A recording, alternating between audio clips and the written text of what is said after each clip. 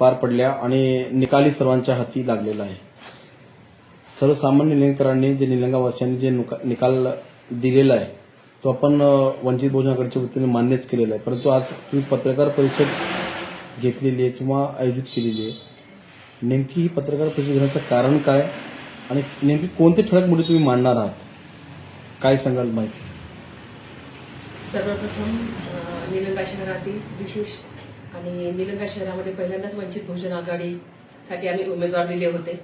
आमचे 9 उमेदवार आणि 1 नगराध्यक्ष पदाचा उमेदवार होतो. जो निलंगावासियांनी आमच्यावर विश्वास ठेवून जो आम्हाला प्रतिसाद दिला त्याबद्दल निलंगावासियांचे प्रथमतः मी आभार मानते. तसेच विशेषतः अशोकनगर प्रभाग 10 मध्ये जिथे मी स्वतः उभी होते त्या वासियांचे सर्वांचे मला आभार मानायचे आहेत. अशोकनगरमधील जवळपास 25 युवकांनी, जवळपास म्हणते मी 25 युवकांनी, तसं संपूर्ण अशोकनगर म्हणलं तरी हरकत नाही, युवकांनी अतिशय मेहनत घेऊन सर्व तिथल्या जनतेने अतिशय आश्वासकरित्या वंचित बहुजन आघाडीला मतदान केलेले आहे. आणि हे सर्व जे तरुण आहेत हे एवढे दुःखी झालेले आहेत. आमचा एक संकल्प होता की आम्ही 1 जानेवारीला भीमा कोरेगाव येथे जाऊन आम्ही एक नवीन उभारी घेण्यासाठी आम्ही जाणार होतो. तर ही जाण्याची मनस्थिती माझ्या नवतरुणाची नाही, त्यामध्ये आम्ही महिलांना पण घेऊन जाणार होतो. पण आता तरुणांना मी काहीशा प्रमाणात तयार केलेलं आहे त्यांची मनस्थिती कालनी. ज्यातच माझ्या एका तरुण युवकांनी काल स्वतःचं टक्कल म्हणजे स्वतःचे जे केस अर्पण केलेले आहेत, तर ह्या तरुणाची पण काल मी भेट घेतलेली आहे. काल मी माझ्या अशोकनगरमधील माझ्या प्रभागामधील सर्व नवयोद्ध्यांना मी तयार केलेला आहे आणि तेथे सुजात दादा यांच्याशी आम्ही भेट घेणार आहोत आणि सविस्तर असं तिथं आम्ही त्यांच्यासमोर ही आकडेवारी ठेवणार आहोत. निलंग्याच्या राजकारणामध्ये जी काही उलथापालथ झालेली आहे, वंचित बहुजन आघाडीने काय भूमिका घेतली आणि इथं आम्ही कशी कशी फिल्डिंग लावलेली होती हे सविस्तर आम्ही चर्चा करणार आहोत. उद्या श्रद्धेय बाळासाहेब आंबेडकर हे लातूरमध्ये आहेत, त्यांच्या पुढेही पूर्ण डाटा ठेवला जाईल. फक्त इथं मला सांगायचं असं आहे की जी राजकारण झालं जिथं मला हरवण्यासाठी, जिथं हा बालेकिल्ला होता आमचा अशोक प्रभाग 10, तर मला हरवण्यासाठी विशेषतः ह्या धनदांडगे आणि जात दांडगे म्हणेन मी की यांना विशेष अशी शक्ती लावावी लागली. केवळ फक्त माझी एंट्री नगर परिषदेमध्ये होऊ नये म्हणून तिथं त्यांना गुडगी मिट्टी यावं लागलं आणि सर्व लक्ष त्यांना तिथं केंद्रित करून दुपारपासून अक्षरशः ज्यांना छोटू भैया म्हणतात पण मी त्यांना मोठू भैया म्हणते, हे तिथं अक्षरशः ठाण मारून बसून मला हे आलेल्या माहितीनुसार की ज्या महिला युवक वर्ग जात होता मतदानाला त्यांच्या हातातही पैसे ठेवण्यात गेले, जे की आदल्या दिवशी त्यांच्याकडे पैसे देऊन त्यांच्या जे काही आई वडील असतील, लहान मुलं असतील, जे काही त्यांचे काय म्हणता येईल आता जे श्रद्धास्थान असतं त्यांच्यावर शपथ ठेवून त्यांच्याकडून जे चुहा गँग सोडलेली होती त्यांच्यावर शपथेवर त्यांना मतदान देण्यासाठी आमिष दाखवण्यात आलं आणि दुसऱ्या दिवशी पण त्यांना इथे एवढी शक्ती लावावी लागली. याच्यामुळं जो मिलिंद नगर प्रभाग 3 हा जो मिलिंद नगर बूथ क्रमांक 3 इथं जी भाजपाला जे पडलेलं मतदान आहे ते केवळ आणि केवळ वंचित बहुजन आघाडीचं मतदान आहे. कारण ज्या बूथवर अशोकनगरच्या बूथपेक्षा आतापर्यंत वंचित बहुजन आघाडीला तिथं जास्तीत जास्त मतदान झालेलं आहे. हे शक्यच नाहीये की तिथून वंचित बहुजन आघाडीला एवढा कमी आकडा येणं, हा एक भाग झाला. आणि परत जेव्हा तिथं मशीन बंद पडली म्हणून मध्ये 15-20 मिनिट अर्धा तासाचा वेळ घेण्यात आला आणि मध्ये ते बूथ नाही तर एक कुठलं तरी मध्ये एक शाळा भरलेली आहे आणि लेकरांचा गोंधळ आहे अशा प्रकारचं वातावरण होतं. वारंवार ऑब्जेक्शन घेऊनही तिथं कुठे यंत्रणा हल्ली नाही. आम्ही मिलिंद नगर हे बूथ आमच्यासाठी सेफ आहे, वंचित बहुजन आघाडीची तिथे जास्त आम्हाला लक्ष देण्याची गरज नाही म्हणून आम्ही थोडासा आमचा भाग अशोकनगरचे जे बूथ आहेत, बूथ नंबर 2 आणि बूथ नंबर 1 इथं आम्ही थोडंसं कॉन्सन्ट्रेशन करत होतो. तर तिथं आम्हाला हा गोंधळ मिलिंद नगरच्या बूथमध्ये पाहायला मिळालेला आहे.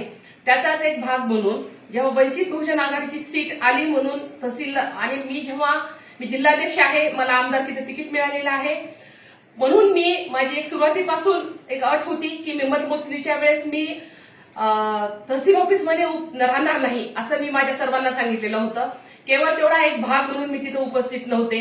तर तिथं जेव्हा माझ्या कार्यकर्त्यांनी वंचित बहुजन आघाडीची सीट आली म्हणून घोषणा देत बाहेर आले तर तिथं लगेच हे मोठू भैया म्हणतात नीट बघा तर ह्या ज्या काही संशयास्पद हालचाली आहेत त्याच्यावर आम्ही आक्षेप घेतला आणि जेव्हा लक्षात आलं त्याच्या विदिन नेक्स्ट मिनिटाला माझा फोन म्हणून आम्ही थोडासा आमचा भाग अशोकनगरचे जे बूथ आहेत, बूथ नंबर 2 आणि बूथ नंबर 1 इथं आम्ही थोडंसं कॉन्सन्ट्रेशन करत होतो. तर तिथं आम्हाला हा गोंधळ मिलिंद नगरच्या बूथमध्ये पाहायला मिळालेला आहे. त्याचाच एक भाग म्हणून जेव्हा वंचित बहुजन आघाडीची सीट आली तहसीलदार साहेबांना आहे की साहेब माझं ऑब्जेक्शन आहे, पण लगेच तहसीलदार साहेब म्हणतात की नाही तुम्ही समोर पाहिजे होतं आणि मशीन उचलल्या तर मी करणार नाही. ही फक्त त्यांची जाणून बुजून केलेली चाल आहे, रणनीती आहे. तात्काळ तिथल्या मशीन दुसऱ्या सेकंदाला लगे हलवण्यात आला आणि मला नियमाने बसून की आता परत त्याची फेरमोजणी होणार नाही लगेच मला तिथं सांगण्यात आलेलं आहे. हा कुठेतरी संशयास्पद चाललेला हा प्रकार आहे. कारण जो हा 18 दिवसाचा पिरियड वाढवला त्या पण जो संशयास्पद झालेला आहे की ज्या निवडणुका 1 तारखेला संध्याकाळी रद्द होतात, 18 दिवसाचा वेळ मिळतो, त्याच्यामध्ये ही चुहा गँग येते. आम्ही इथं हे डोळ्यांनी पाहत होतो पण आम्ही दुर्लक्षित करीत. आम्हाला आमचं तहसीलदार साहेबांना आहे की साहेब माझं ऑब्जेक्शन आहे, पण लगेच तहसीलदार साहेब म्हणतात की नाही तुम्ही समोर पाहिजे होतं आणि मशीन उचलल्या तर मी करणार नाही. ही फक्त त्यांची जाणून बुजून केलेली चाल आहे, रणनीती आहे. तात्काळ तिथल्या मशीन दुसऱ्या सेकंदाला लगे हलवण्यात आला आणि मला नियमाने बसून की आता परत त्याची फेरमोजणी होणार नाही लगेच मला तिथं सांगण्यात आलेलं आहे. हा कुठेतरी संशयास्पद चाललेला हा प्रकार आहे. कारण जो हा 18 दिवसाचा पिरियड परिषदेमध्ये खातं उघडायचं होतं, आम्ही आमच्या चालीरीतीनुसार आम्ही आमच्या नियोजनबद्धनुसार आम्ही चाललेलो होतो. तरी त्यातून इथं हे जेव्हा मशीन जेव्हा सबमिट केल्या गेल्या तहसील ऑफिसमध्ये तेव्हा तिथं 10 मिनिटं लाईट गेलेली आहे. ह्या सगळ्या हालचाली संशयास्पद आहेत. केवळ आणि केवळ वंचित बहुजन आघाडीची एंट्री सभागृहात होणार नाही याची फार दक्षता तिथे घेण्यात आलेली आहे. बरे असो, पण आम्ही सभागृहात जरी नाही गेलो तरी आम्ही हा शांत बसणारे नाहीये. कारण मी आधीच सांगितलेलं आहे माझ्या रगारगामध्ये लढाई आहे वंचित बहुजन आघाडी पक्षामध्ये. मी याची हरून जाणारी नाही आणि हरण्यासाठी आलेली नाही. मला तमाम सर्वांना सांगायचं आहे की आपण पाहत आहोत की परिषदेमध्ये खातं उघडायचं होतं, आम्ही आमच्या चालीरीतीनुसार आम्ही आमच्या नियोजनबद्धनुसार आम्ही चाललेलो होतो. तरी त्यातून इथं हे जेव्हा मशीन जेव्हा सबमिट केल्या गेल्या तहसील ऑफिसमध्ये तेव्हा तिथं 10 मिनिटं लाईट गेलेली आहे. ह्या सगळ्या हालचाली संशयास्पद आहेत. केवळ आणि केवळ वंचित बहुजन आघाडीची एंट्री सभागृहात होणार नाही याची फार दक्षता तिथे घेण्यात आलेली आहे.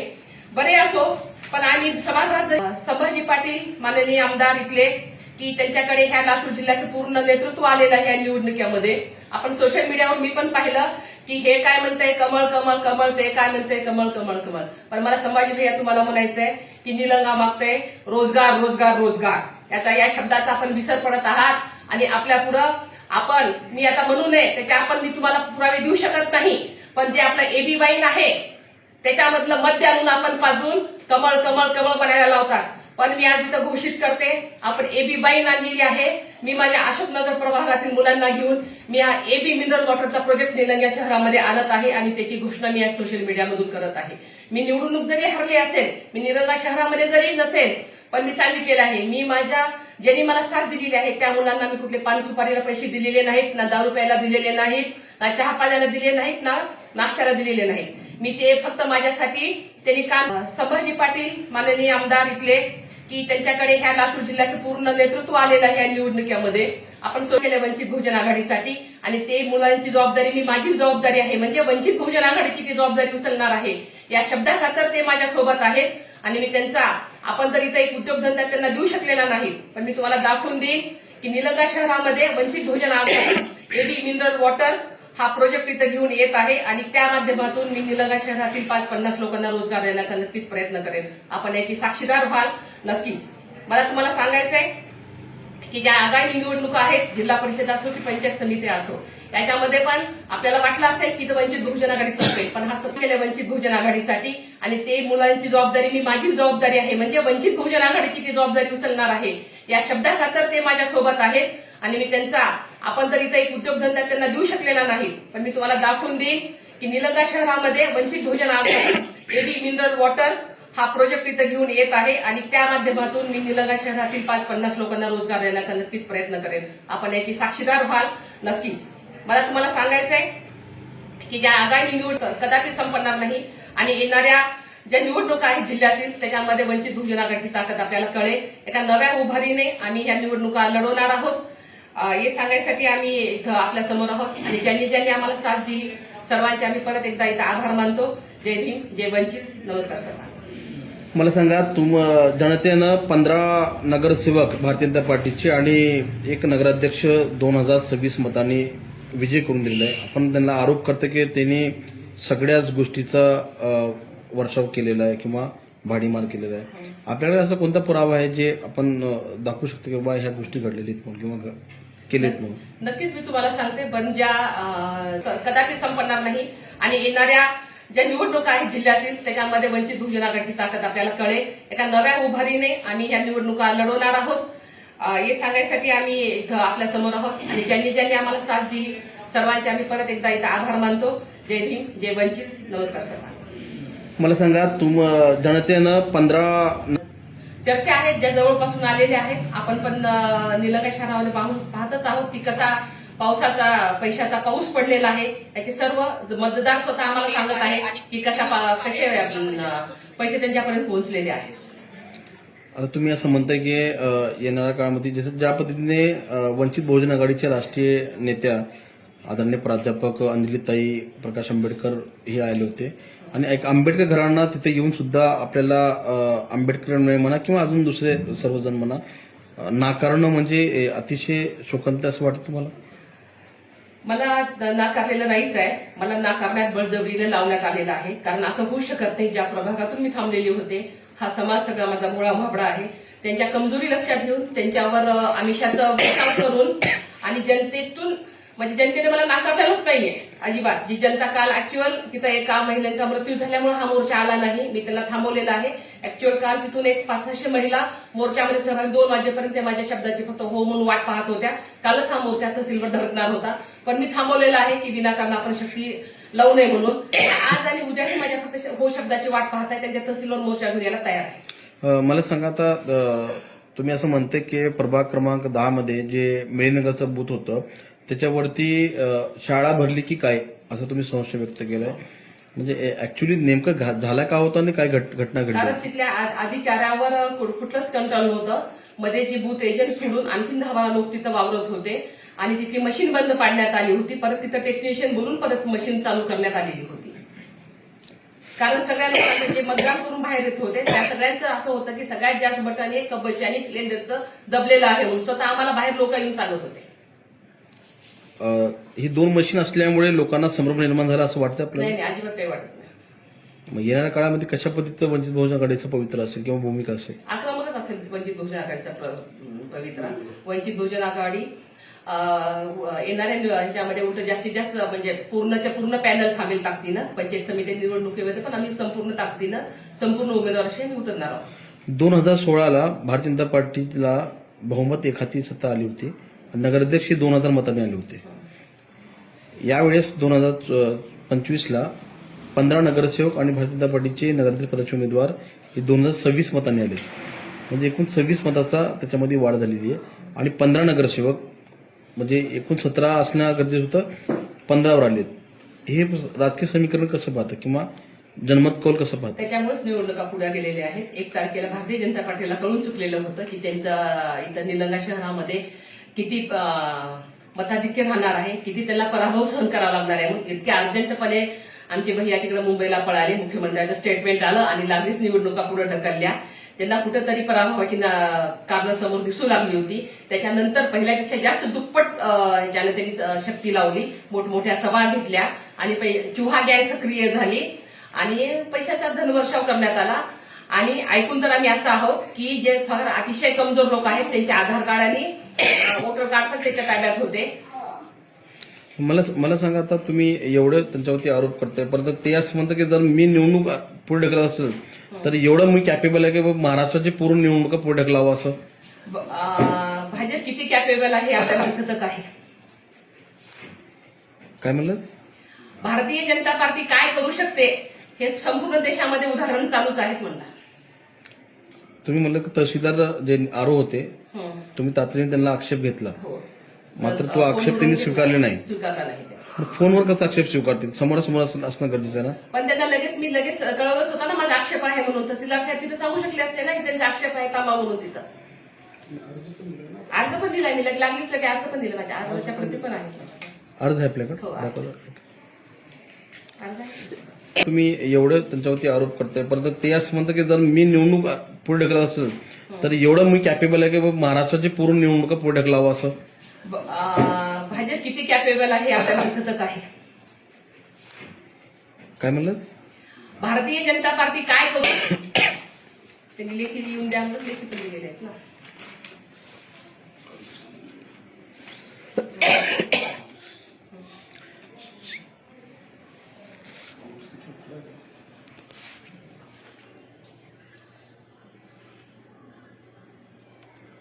तारीख काय त्याच्यावरती? 21 तारीख आहे. साहेबांनी तर वेळ टाकलेली आहे 12:35 पण 12:60 माझं ऑब्जेक्शन आहे त्यांच्याकडे. 12:07. आता शेवटचा एक प्रश्न, 2016ला जे भारतीय जनता पार्टीनं आश्वासन दिलं होतं त्यापैकी त्यांनी अधिक जास्त काम केलं असं त्यांनी व्हिडिओच्या माध्यमातून दाखवून दिलं.